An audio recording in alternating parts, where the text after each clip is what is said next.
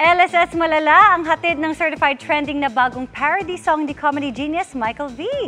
Yan ang feeling na para sa mga young at heart na titos and titas of Manila. At lumalaki na rin ang longest running comedy gag show na naghahanap ng mga bagong kababol. Uy, baka naman. Makichika kay Aubrey Carampel. I'd rather spend the day inside my bedroom. Parang 3 times in a row ako nag-restroom. Are you feeling down? Bagot lang ba yan o sadyang signs of aging na? Ang tiyan nakaumbok, lagi pang inaantok. Basta may kamot, the pain is manageable.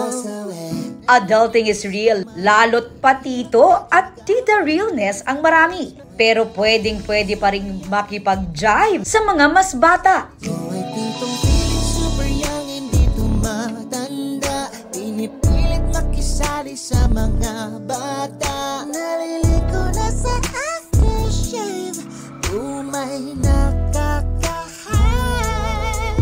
Yan ang bagong masterpiece ng nag-iisang comedy genius na si Michael V. At pag tinignan ko ang cellphone ko, ang layo na. Iyang tuday nirarayo masatanda. Certified gout, GOAT o greatest of all time, ika nga ng ilang netizen dahil sa kanyang recent parody as Tio Nilo. High blood sugar at Mula sa hit single ng OPM singer na si Janela, ang Sining. Feeling, kasi tito siya na feeling bagets pa. Ayan. So ito para sa mga titos of Manila. Dedicated para sa inyong lahat ito. Team Dayonela approved dito? Oo. At ang hirap i-maintain ang aking figure. Workout maski wala ng energy. May gout na on both my feet.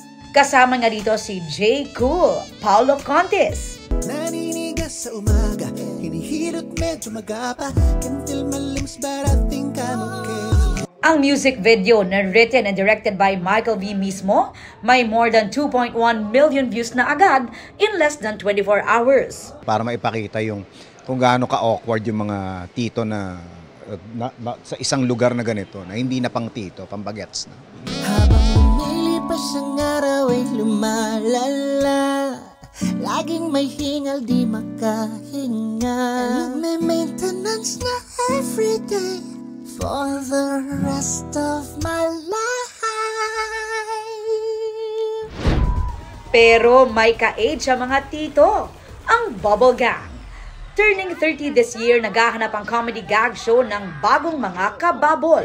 Ang dami pa rin dumarating para maging parte ng Bubble Gang ng Bayan! Dumagsa na nga ang mga nag-audition kanina sa GMA Network Center Annex Studio 6. Gusto natin yung gang na word sa Bubble Gang, maging totoong gang talaga. Mas malaki, mas malawak, tsaka mas marami ang nasasakop na tao at tsaka humor sa society. Abangan ang iba pang update sa auditions para maging next kababol. Aubrey Carampel, updated sa Showbiz Happenings.